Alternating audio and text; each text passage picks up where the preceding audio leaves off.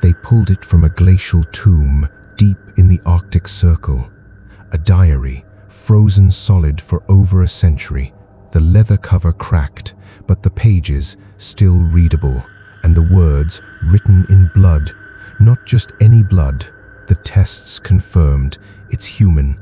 The owner recorded 3 separate incidents, 3 nights of unspeakable horror, scrawled in a crimson script that grows more desperate with each entry. Story 1. A lone explorer hears footsteps on ice that shouldn't exist. Story 2. A cabin where the walls bled from the inside. Story 3. The final entry, where the handwriting changes. The last line, it isn't written by the diary's owner. It's a single jagged sentence. It watched me write this. I'm your host, and tonight we are going to read that diary together. We'll trace the blood-written words from the moment it was discovered in a collapsing ice cave to the expedition member who opened it first and never spoke again because the ice didn't just freeze the pages, it froze the fear. Breathe slow. These are true terror files unearthed from the permafrost, and once you hear what's inside, you'll understand why the recovery team burned it. But before that, listen to the silence of the ice. Feel the weight of a century-old secret pressing against your chest. 3 stories, 1 diary. A truth the cold tried to keep buried. So if you're ready, if you dare pull the diary from the ice, let's open it and read the blood. Entry 1, scratched into the pages of a leather-bound journal, the ink dried brownish red, human blood typo negative. The author identified himself as Daniel Kessler, a field geologist from Fairbanks, Alaska, age 34. I'll read his words exactly as he wrote them, because the moment you hear what he heard, your own footsteps will never sound the same again. October 14th, 7:42 p.m. My name is Daniel Kessler, and if you're reading this, I am already dead, or something far worse has happened. I'm documenting everything, because no one at the university will believe what I witnessed on the Mendenhall Glacier last night. I came out here alone, a 12-day solo survey to measure ice recession rates. Just me, my gear, and the endless white silence. Breathe deeply. Imagine the cold.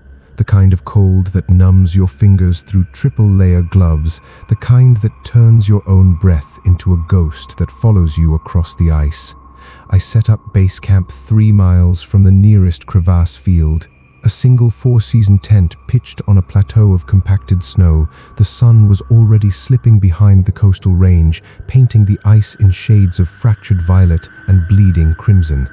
I remember thinking, this is the most isolated I have ever felt. No radio signal, no satellite phone, just the crunch of my crampons on the crystalline surface and the occasional deep subsonic groan of the glacier settling beneath its own weight. Those groans, they're normal.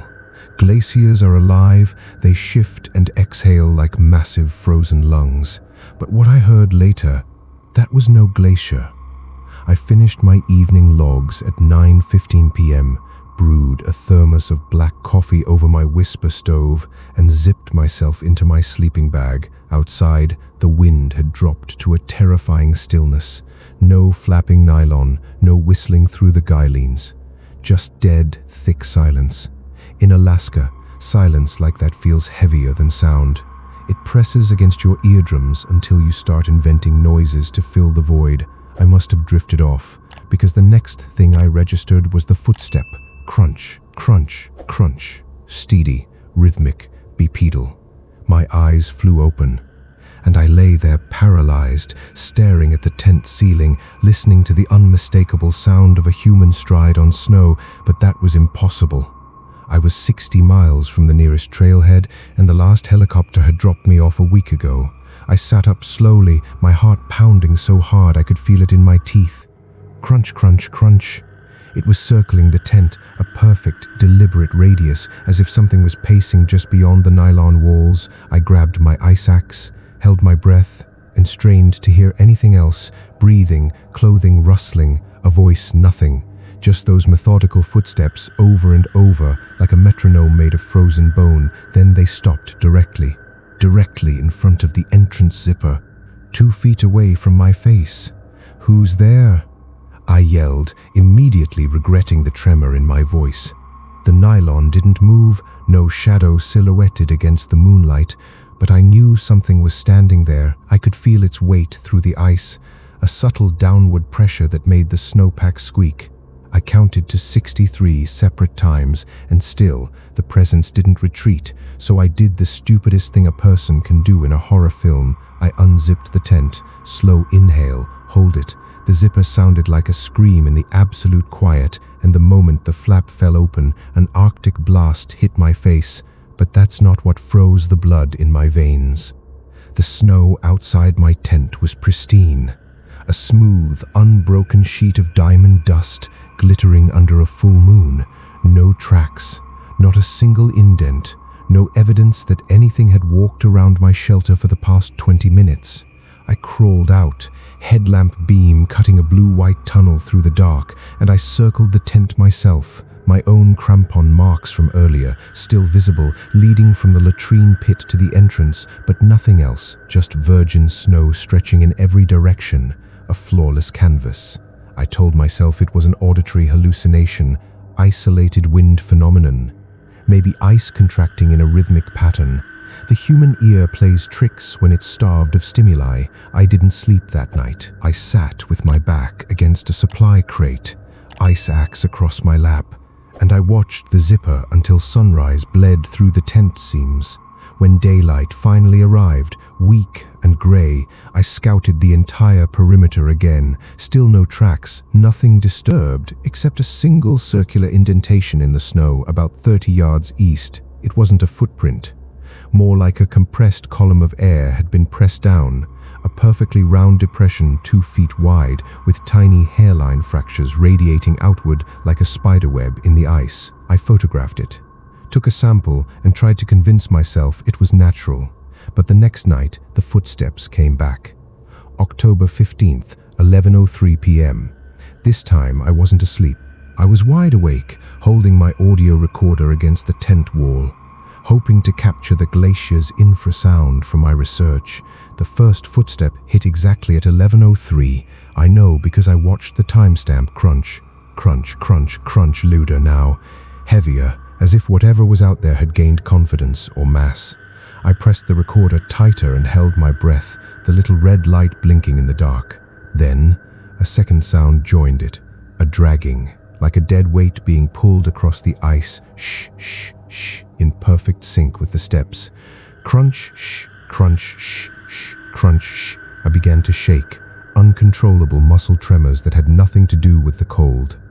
Because the dragging sound, it was coming from inside the footstep, layered directly beneath the heel strike, as if the thing walking had a tail, or was dragging a body.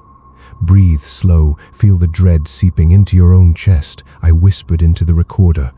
Subject is exhibiting, dragging gait, approximate distance 10 meters, circling counterclockwise. The footsteps paused, right when I spoke. It heard me through the insulated tent, through the windproof layers. It heard my whisper. The silence that followed was the most hostile silence I have ever experienced. A vacuum that actively consumed sound. My own heartbeat became muffled, swallowed, and then it called my name. Not screamed it, not whispered it. It spoke it in a voice that was a perfect mimic of my own.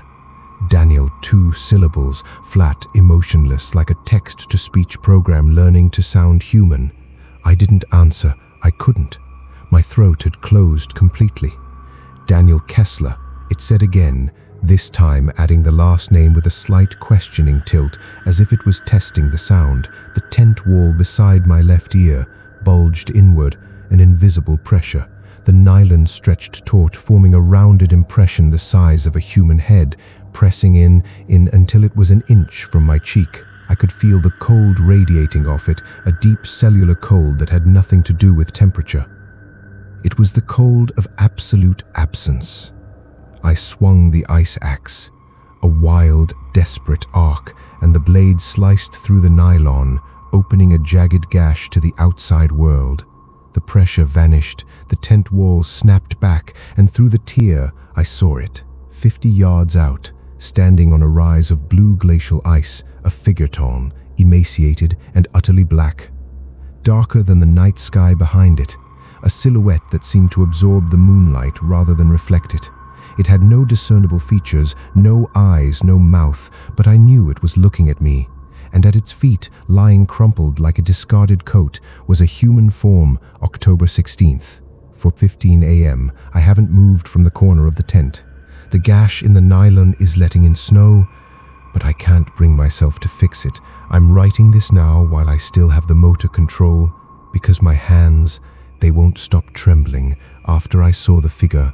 I did what any rational scientist would do. I tried to document it. I grabbed my camera, pointed it through the tier, and the LCD screen went to static, a buzzing gray fuzz that hurt my eyes. Then the camera melted. The plastic body warped inward as if crushed by a giant fist, and I dropped it onto my sleeping bag, screaming. The figure raised one arm, slow, too many joints, and pointed directly at the prone body at its feet. The body, it moved, not on its own. It was lifted, jerked upright by invisible strings, and its head lulled back to reveal a face I recognized. It was my face, the same beard, the same frostbite scar on the left eyebrow, the same terrified expression I was wearing right now, a perfect doppelganger, but dead, eyes milky and vacant. The standing figure tilted its head, and the doppelganger's mouth opened. Sound came out. My voice again. "Daniel, join us." Then it started walking toward the tent. The doppelganger moved with it, stumbling limply, dragged along like a puppet with half its strings cut. I scrambled backwards, shredding my sleeping bag, and I did the only thing I could think of. I fled. I ran into the dark, no headlamp, no gloves, no plan. The ice was uneven, riddled with small crevasses hidden under a dusting of fresh snow. I fell 3 times in the first 200 yards, each fall smashing my knees and elbows into the frozen crust behind me. The footsteps, crunch, shh, shh, steady, unhurried, keeping pace. I chanced to look back, and the figure was closer now, gliding over the ice without visibly moving its legs. The doppelganger trailing behind it like a grotesque bridal train. My lungs burned. The air was so cold it felt like inhaling shattered glass. But I pushed toward the only landmark I could remember, an ice cave I'd mapped 2 days earlier, a deep blue cavity carved into the glacier's tongue. I reached it just as the thing's dragging sound grew unbearably loud, like a shovel scraping frozen soil right behind my ear. I dove inside, the ice walls closing around me. A narrow tunnel that twisted downward into frozen darkness. The temperature inside was somehow colder, but it muffled the footsteps. The ice absorbing the sound, protecting me. I crawled deeper until my hands met a solid wall of ancient ice, a dead end. I was trapped. But so was the sound. For the first time since 11:03 p.m., silence. I lay there, gasping, crystallized blood from my split knuckles smearing the ice floor, and I listened. Nothing. No footsteps, no dragging, no voice, just the glacier's low, morning hum. October 16th. Maybe afternoon. I've lost all track of time. I'm still inside the ice cave, and I have discovered something that changes everything. When the dim blue light of day filtered through the ice walls, I saw them handprints, hundreds of ancient handprints pressed into the cave walls, as if someone had tried to claw their way out, but they weren't on the surface. They were frozen inside the ice, suspended at various depths, meaning they were made while the ice was still forming. Thousands of years ago, I pressed my own bleeding hand against one, and the fit was exact, identical, the same palm width, same finger length. It was my hand, all of them. Every single print was mine. The realization hit me like a physical blow. This had happened before, not to my ancestors, but to me, in cycles again and again. The figure, the doppelganger, the cave, a loop replaying across millennia. I was not the first Daniel Kessler to crawl into this frozen tomb, and I would not be the last. I'm writing this in my journal, the only paper I have, using a makeshift pen. I snapped the tip off my ice pick, and I'm dipping it in the blood from my knuckles because the ink in my pen froze solid hours ago. The words are jagged, smeared, but legible. I need someone to know. The footsteps. They've started again, but now they're coming from below the ice, resonating up through the cave floor. Crunch, shh, crunch. It's inside the glacier with me. Breathe. Don't stop breathing, because the next part is the hardest. I'm going to leave this journal here, wedged in the back of the cave where the ice is thickest. If you find this and you see your own handprints in the walls, run. Don't listen to the voice that calls your name. Don't look at the figure on the rise, and whatever you do, don't look into the eyes of your own dead face being dragged across the snow, because that means it has already chosen you for the next cycle. The ice behind me, it's cracking. A fracture is spreading. A black, jagged line crawling up the frozen handprints like a vein. I can hear him, my own voice echoing from the depths. Daniel, join us. The dragging sound is so close now, I can smell it. A scent like ozone and rotting ice. I'm going to end this entry and face whatever comes through that wall. If you're reading this, my blood has already stained the pages. Remember my name, Daniel Kessler, Fairbanks, Alaska. And for the love of God, stay off the Mendenhall Glacier in October, when the silence grows too heavy and the moonlight paints the snow in fractured violet and bleeding crimson. The journal entry stops there, pages is torn, but the blood continues. Dried rivulets trailing down into the ice. Recovery teams later confirmed no body was ever found. But every 7 years, on October 16th, a new set of footprints is discovered circling an abandoned tent. Pristine snow, no tracks leading in, none leading out. Just a single circular depression and the faint fading echo of a name, Daniel Kessler. Join us. Entry 2, separated from the first by 3 blank pages, soaked in what lab analysis later confirmed was cerebrospinal fluid. The handwriting is the same, Daniel Kessler, but the date precedes the glacier incident by 11 months. He wrote this after a case in Wisconsin's Northwoods, a place where the trees grow so thick the snow never touches the forest floor. I'll read it exactly as he documented it. Because the blood he used for this entry wasn't his own. It belonged to someone inside the cabin, someone who had been dead for 6 hours before they started screaming. November 2nd, 8:22 p.m. I received a call 3 days ago from a woman named Joanna Thorne, a search and rescue coordinator out of Ashland County. She sounded exhausted, the kind of bone-deep fatigue you hear in people who have seen too much and slept too little. Mr. Kessler, she said, I read your paper on anomalous geological acoustics, and I need you to come look at a cabin. She sent me coordinates to a location deep inside the Chequamegon National Forest, a 2-hour drive from the nearest paved road, followed by a 6-mile hike through old-growth hemlock. The cabin belonged to a trapper named Eldon Marsh, a 72-year-old hermit who hadn't been seen in 3 weeks. When county deputies finally conducted a welfare check, they found Eldon sitting upright at his kitchen table, a cup of coffee frozen solid in front of him, and the walls bleeding. Breathe, take in the image. A one-room cabin, chinked with moss and mud. Every vertical surface glistening with a dark arterial red, the liquid seeping from the wood itself, not running down it. The deputies assumed Eldon had suffered some kind of massive hemorrhage, perhaps a pulmonary rupture that painted the room in a single violent expulsion. But the autopsy revealed something impossible. Eldon Marsh had been dead for nearly a week, and his body contained less than a pint of blood. The walls held approximately 11. I arrived at the trailhead on the morning of November 1st, the sky a flat, metallic gray that promised early snow. Joanna Thorne met me there, a sturdy woman in her 50s with a shotgun slung across her back and a rosary wrapped around her wrist. She didn't strike me as a person who spooked easily. So when her hands trembled lighting a cigarette, I paid attention. The deputies won't go back in, she said, exhaling smoke into the frozen air, and the county medical examiner resigned the day after the autopsy. She told me Eldon's body showed no external wounds, no cuts, no punctures, no entry points for anything that could have drained him. Yet the blood on the walls was a perfect DNA match. Every drop of it belonged to the dead man, and there was more.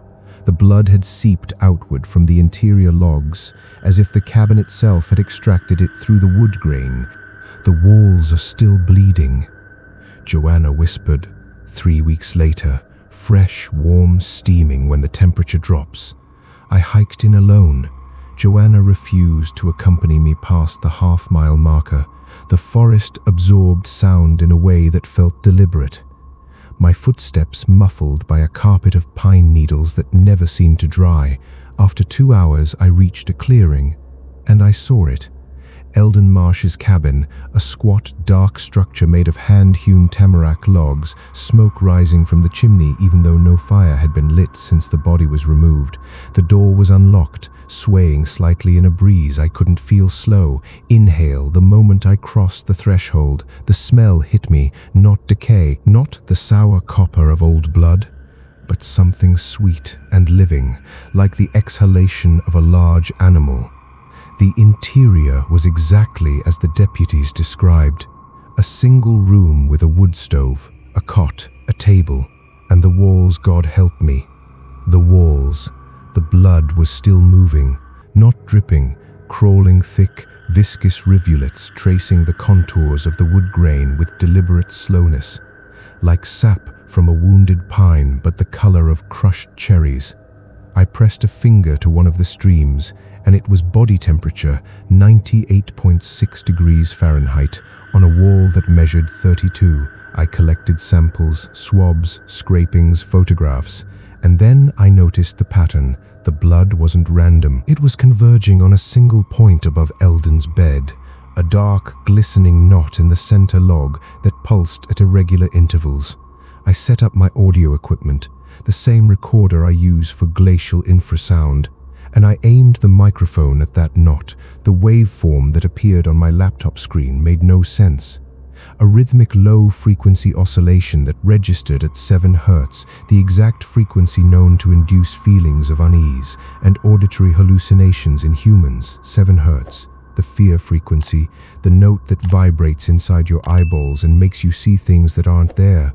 I decided to stay the night. Perhaps a foolish decision, but the scientist in me overrode the primate instinct to flee. I lit the kerosene lamp, placed my sleeping bag on the floor as far from the bleeding walls as possible, and I waited. Darkness fell like a curtain. No moon, no stars, just the absolute black of a forest that had swallowed all light. I recorded my observations aloud. The blood flow seemed to increase after sunset, the rivulets widening into streams that puddled on the floorboards before soaking upward into the ceiling. At 11:17 p.m., the cabin spoke. Not a voice, not words, a low guttural thump that resonated through the logs, followed by a prolonged cracking sound like ice breaking under immense pressure. I swung the lamp toward the sound, and the knot above the bed, it had opened. A fissure split vertically down the center of the log, and from that darkness, a fresh cascade of blood spilled forth, splashing onto the pillow where Eldon Marsh used to lay his head. I backed against the opposite wall, my own pulse hammering at 7 Hz now, syncing with the cabin's rhythm.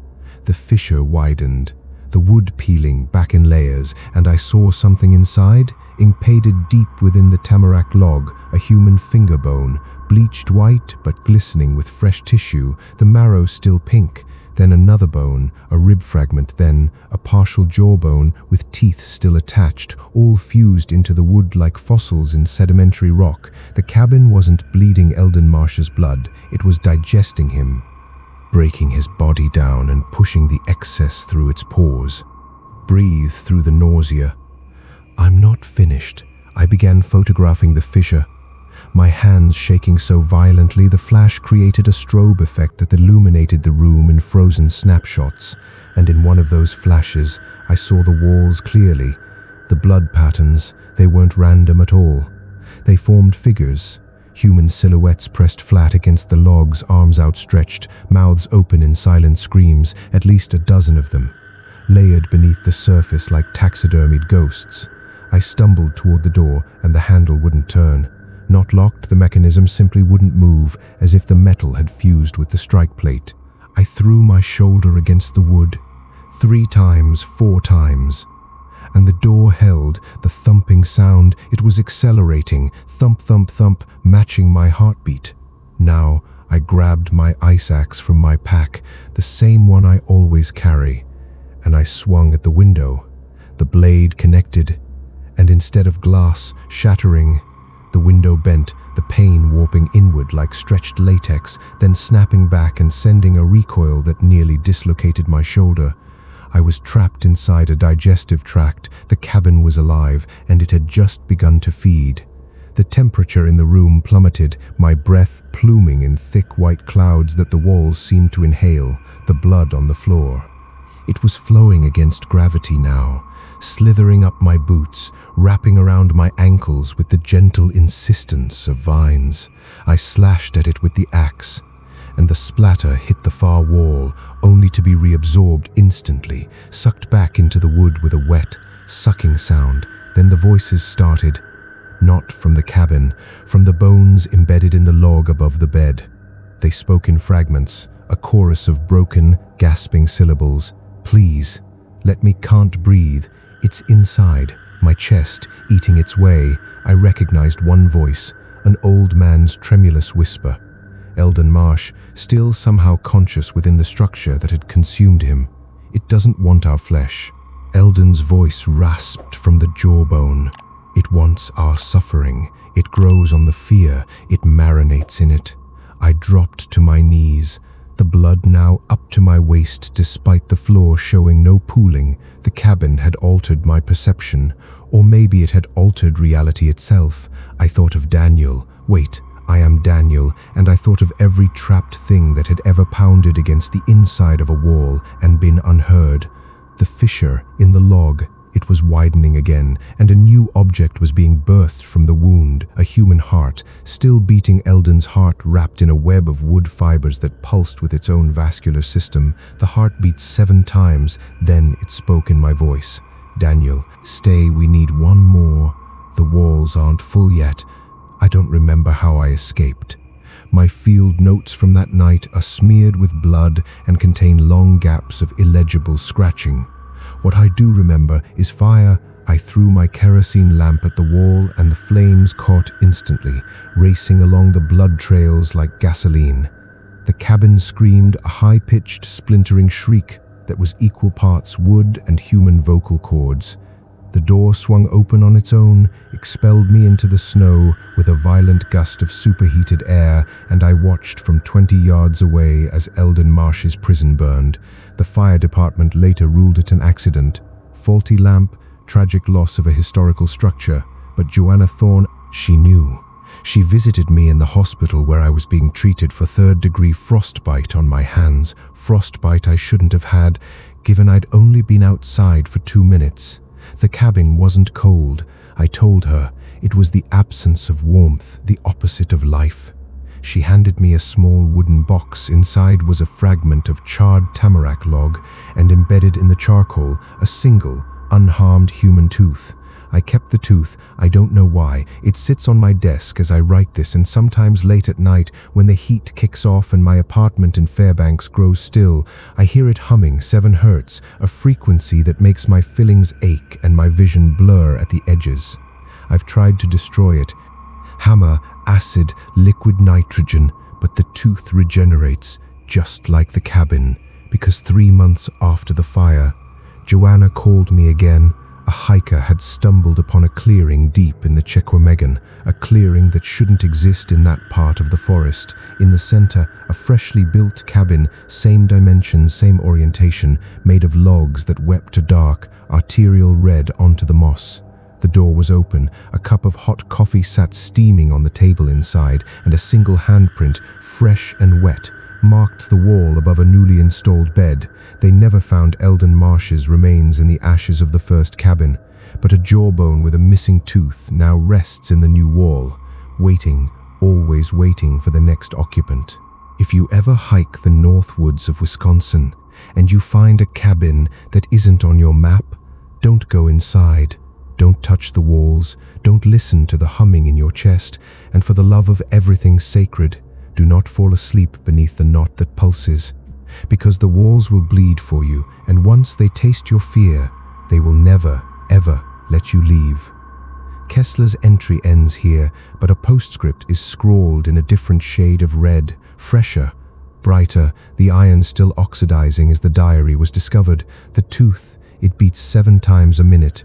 I'm taking it back to the ice. Maybe the cold will stop it. If it doesn't, at least I'll die somewhere clean. The recovery team that found this diary in the glacier also found a small wooden box 20 meters from the cave entrance.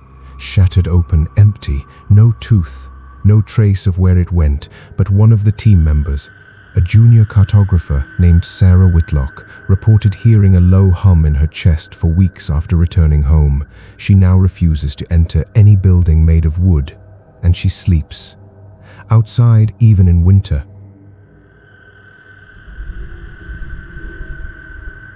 The third section of the diary is separated from the second by a page that has been clawed through 5 parallel gouges, human fingernails, tore straight down through the leather and paper. The entry itself begins in Daniel Kessler's familiar blood ink script, but by the final paragraph, the handwriting changes. The letters become taller, jagged, written with a pressure that nearly carved the words into the page. This is the entry they found frozen open. The one the recovery team read before they decided to burn the diary. I will read it exactly as it appears, and you will understand why the last line doesn't belong to Daniel Kessler. It belongs to something that watched him write it. December 3rd, 2:47 a.m. My name is Daniel Kessler, and I have made a decision that will likely end my life. If anyone ever finds this diary, know that I returned to the Mendenhall Glacier willingly. Not out of courage, but out of exhaustion. I have not slept in 11 months, not truly slept, because every time I close my eyes, I see the cabin walls bleeding, and the tooth hums against my sternum like a second heartbeat. I carry it now, Eldon Marsh's tooth, in a lead-lined pouch around my neck. The humming never stops. 7 hertz. A constant tremor in my chest that has slowly detached my sanity, one suture at a time.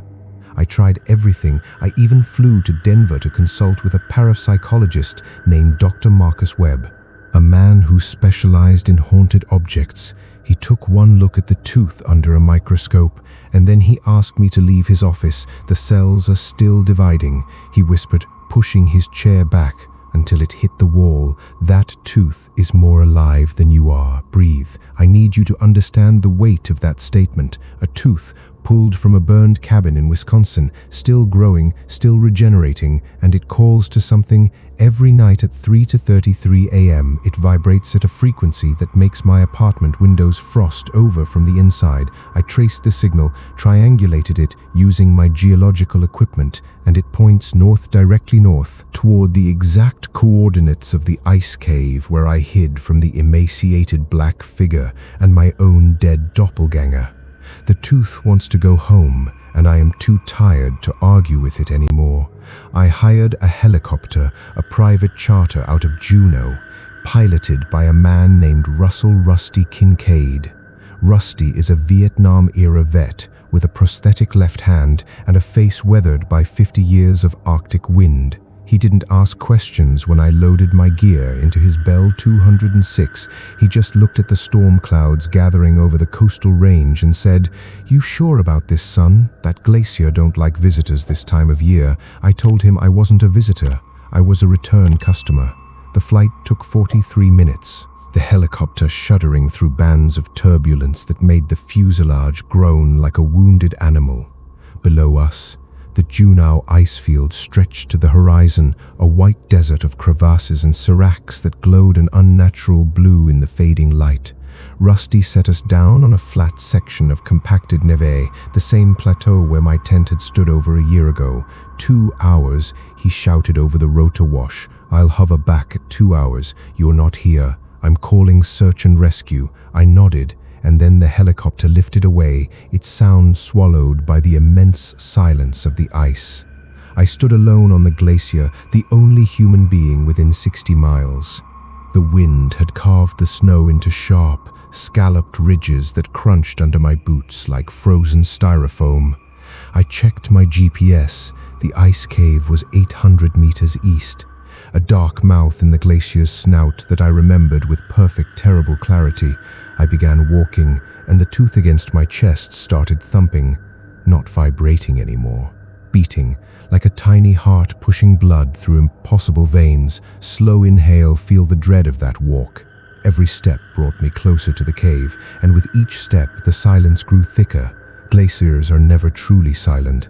They creak, they groan, they crack, but today the ice was holding its breath. I noticed my footprints were the only marks on the snow until they weren't. About 200 meters from the cave entrance, I found a set of tracks. Fresh, human, bare feet pressed deep into the crust. Human feet on glacial ice at -15 degrees Fahrenheit. The tracks were spaced exactly the same as my own stride, and they walked parallel to my path for 30 meters. Before veering directly toward the cave, I knelt down, removed my glove, and pressed my bare hand into one of the prints. It was a perfect match, my palm, my finger length, the same as the handprints frozen in the cave walls. My doppelganger was already here, waiting. The cave entrance gaped before me, a vertical fissure in the blue ice that exhaled a breath of colder, denser air. The smell hit me immediately. Ozone and rotting ice. The exact scent I remembered from the night I fled into this frozen tomb. I switched on my headlamp. The beam cutting through the darkness in a narrow cone that revealed walls glistening with meltwater. The handprints were still there, thousands of them suspended at varying depths inside the ice, all my size, all my shape. I moved deeper, past the spot where I had scrawled my first entry in blood, past the bend where the ceiling dropped to a crouch, until I reached the solid wall of ancient ice that had been my dead end 11 months ago. It was no longer a dead end. A new passage had formed, a smooth circular tunnel that bored straight down into the heart of the glacier at a 40-degree angle. It looked drilled, not melted. The walls polished to a mirror sheen that reflected my headlamp back at me in 1,000 fractured stars.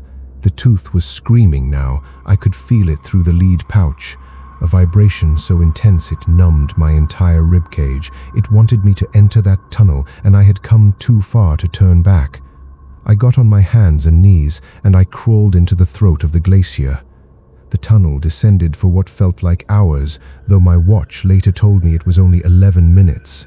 The ice walls were so smooth I could see my reflection in them, except my reflection had no eyes, just smooth, frozen skin where the sockets should be. I told myself it was a distortion, a trick of the curved surface. But when I raised one hand, the reflection raised the opposite. It wasn't a mirror. It was something else wearing my face, watching me crawl deeper. I emerged into a chamber that should not exist, a cavern of clear ice, roughly circular, 40 feet in diameter. The walls embedded with objects I could not immediately identify. I stood up, my headlamp sweeping the space, and I realized the objects were bodies, human bodies, dozens of them frozen upright in the ice walls like flies in amber. Their faces were preserved in expressions of absolute terror, mouths stretched wide, eyes bulging, and every single one of them had my face. Breathe through the horror, because it gets worse. They were arranged in chronological order. The ones nearest the entrance wore clothing from the 1800s. Furs and canvas, then early 1900s wool, then modern synthetic gear. Each body was a Daniel Kessler, a version of myself that had crawled into this chamber across centuries and never crawled out. I counted 17 of them before I stopped, because the 18th alcove in the ice was empty, perfectly sized to hold my current body. "This is where you belong." The voice came from behind me, my own voice, calm, conversational, as if I was speaking to myself in a dream. I spun around, and standing at the entrance of the tunnel I had just crawled through was the emaciated black figure. It was closer than it had ever been. Close enough that I could see the details I had missed before. Its skin wasn't skin. It was a constantly shifting surface of frozen shadows that writhed like eels in dark water. It had no eyes, but I felt its gaze pressing against my skull like a physical force. At its feet, crumpled in a pose of utter defeat, was my doppelganger, still wearing my face, still wearing the same Patagonia jacket I had on, but now it was moving, twitching, its milky eyes tracking me as I stepped backward. "Daniel, join us?" The doppelganger's mouth opened, but the voice came from the black figure. "I have joined 17 times," I shouted, the sound deadened by the ice. "I'm not doing it again." The figure tilted its head, and for the first time, it laughed. The sound was glacial calving, a deep subsonic cracking that vibrated through the chamber floor and made the bodies in the walls shudder. "You misunderstand your purpose." The figure glided closer. The doppelganger dragged along beside it. "You are not a victim, you are a recorder." It pointed one elongated, shadowy finger at my journal. The leather-bound diary I had carried through every horror. "You write, and then you die, and then you are born again, and you write again." Each cycle adding new entries to the book. I looked down at the diary in my hand, and I realized the pages I had already filled were not the only pages. Beneath my blood-written entries, faint, faded script covered every single leaf of paper. Thousands of words written by the 17 previous versions of myself, all in blood, all in the same hand. The diary was ancient. I was simply the current custodian, the 18th Daniel Kessler to record his experiences before adding his body to the collection. "The cabin," I whispered. "The tooth side effects," the figure said. "Ripples from your proximity to the cycle." The cabin was an older recorder's failed escape. The tooth was his anchor. "You brought it back for us." I felt the lid pouch around my neck grow suddenly hot, the chain burning through my collar as the tooth inside vibrated at an impossible frequency. The ice wall behind me cracked, a vertical fissure spreading upward, and the empty alcove began to grow inward, ice crystallizing from the air, forming a perfect human-shaped depression. It was preparing to receive me. The figure extended its arm, the limbs stretching across the chamber like heated tar, and its shadow fingers wrapped around my wrist. The cold was instantaneous, not a temperature, a cessation of existence. My hand going numb, then invisible, then simply gone from my perception. "You will write the final entry," the figure whispered, "and then you will take your place." It released my wrist, and I collapsed to my knees on the ice floor. My right hand was still there physically. I could see it, but I could no longer feel it. It moved when I told it to move, but it wasn't me controlling it anymore. I watched in horror as my own hand opened the diary, flipped past the cabin entries, and pressed my pen to a blank page. The hand began to write, but the words were not mine. I was still me, still Daniel Kessler, still thinking my own thoughts, but my body was a passenger while something else drove.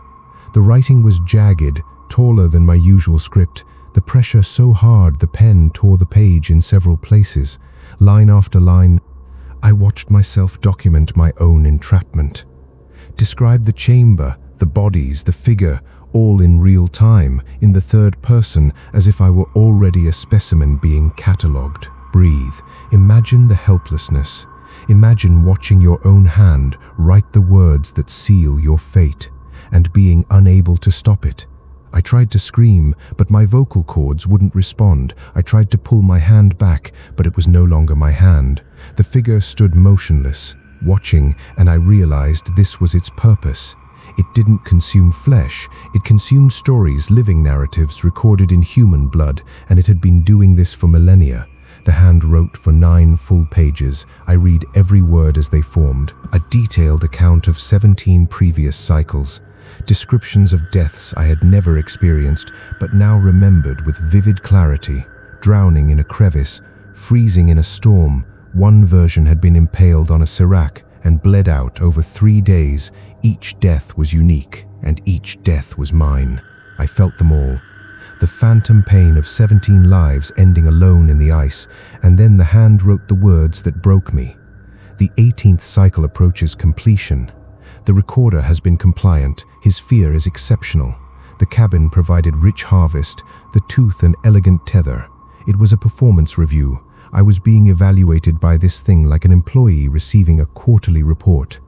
The hand paused, the pen hovering above the paper, and then it wrote 3 more words that froze my blood colder than the ice around me. It watched me write this.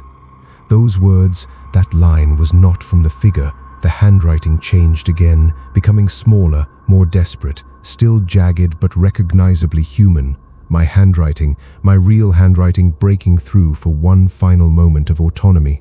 The figure recoiled slightly, its shadowy surface rippling as if I had wounded it. For a split second, I had control, and I used it to scribble one last defiant message beneath the jagged sentence. My name is Daniel Kessler. I am a geologist from Fairbanks, Alaska. I exist, I matter, and I am not the 18th recorder. I am the first to fight back. The figure's form ruptured, a fissure of blinding white light splitting its shadow body from crown to base. The chamber walls cracked, the 17 bodies shuddering in their frozen tombs, and the doppelganger on the floor began to scream with my voice. I grabbed the tooth from my chest, the pouch now burning through my glove, and I hurled it into the empty alcove waiting for me. The tooth struck the ice, and the alcove closed, the crystal sealing over it like a wound healing in reverse. The figure howled, and I ran. I crawled back through the polished tunnel, the walls now cracking, shards of ice raining down, and I burst through the cave entrance into a blizzard that had swallowed the world behind me. The ice cave collapsed, tons of ancient blue ice thundering down and sealing the chamber, sealing the 17 bodies, the figure, and whatever remained of the cycle. I lay in the snow, gasping, my hand still not entirely my own, and I watched the glacier settle into silence. They found me at dawn. Rusty Kincaid had radioed search and rescue when I didn't return. I was hypothermic, disoriented, and clutching a leather diary filled with blood-written entries, some in my hand, some in hands that had been dead for centuries. The rescuers asked me what happened, and I told them the truth. They didn't believe me, but one of them, a young cartographer named Sarah Whitlock. She looked at my diary and went pale. "I've seen that handwriting before," she whispered, "in a cabin in Wisconsin." The diary ends there. Kessler's words trail off mid-sentence. The remaining pages are blank, except for the final entry, the one written in a jagged, towering script that matches nothing human. The one the recovery team read aloud before they doused the diary in accelerant and lit a match. It watched me write this, but beneath it, in Kessler's hand, a warning that survives in photographs taken before the burning. A warning I'm going to read to you now because you need to know what happens when the ice starts humming at 7 hertz. I buried the tooth, but it wasn't destroyed. It's still beating down there, waiting for the next recorder. If you ever hear your own voice calling from a crack in the ice, do not answer, do not write anything down. And if you see your own face frozen in a wall, your own handprint suspended in ancient blue, run, because it is still watching and it needs a 19th entry. The fire consumed the diary in seconds, the blood ink boiling, the pages curling into ash, but Sarah Whitlock, the cartographer, she kept a single charred fragment that survived the flames. One line, the last line Kessler wrote with his own hand. It sits in an evidence locker in Juneau, and once a year, on the anniversary of Kessler's rescue, the ink begins to bleed fresh, bright red, iron oxidizing type, O negative, always the same words, wet and glistening on the burned paper. I exist, I matter, I am still fighting, Daniel Kessler, wherever you are, if you're still in the ice, still clawing against the cycle. We read your words, we heard your fear, recorded in blood across 3 impossible stories, and we will not forget that somewhere deep in the Mendenhall Glacier, a geologist from Fairbanks is still screaming, still writing, still watching the figure that watches him back. Breathe slow, let the silence return. The diary is ash now, but the stories remain, and if you ever find yourself in the Arctic Circle and you see a leather journal frozen in the ice, don't pull it out. Don't open the pages. Don't read the blood, because once you read it, it starts watching you too. And now, the final piece. The story is told, the diary is ash. But our time together isn't quite finished. I need you to carry these tales forward. The air feels different now, doesn't it? A little colder, a little closer. You've journeyed deep into the frozen silence of the Mendenhall Glacier. You've stood inside a cabin whose walls bled with the suffering of its victims. And you've witnessed an eternal cycle that has claimed 17 souls, all wearing the same face. Breathe. Let all of that settle in your chest. This channel, True Terror Files Official, exists to unearth the stories that others are too afraid to tell, the blood-written diaries, the whispered confessions, the frozen evidence of horrors that refuse to stay buried. I'm profoundly grateful you chose to spend this time with me, that you trusted my voice to guide you through the dark. If that diary felt real, if the hum of Eldon Marsh's tooth resonated somewhere behind your own ribs, then you understand why we do this. Now I need your help to keep the files open. Tap that like button. It sends a signal through the void that true horror still matters. Subscribe and ring the bell, because there are more journals to open and you don't want to face them alone. And please, leave a comment below. Tell me which story clung to you the longest. Was it the impossible footsteps circling the tent? The cabin that fed on fear, or the moment Daniel saw his own face frozen inside the ice 17 times over? Your words become part of the record, proof that we faced the terror together, because once you stop talking about it, the silence starts humming again. Stay watchful, stay curious, and never stop reading the blood. I'll see you in the next file. Until then, breathe slow and keep the lights burning.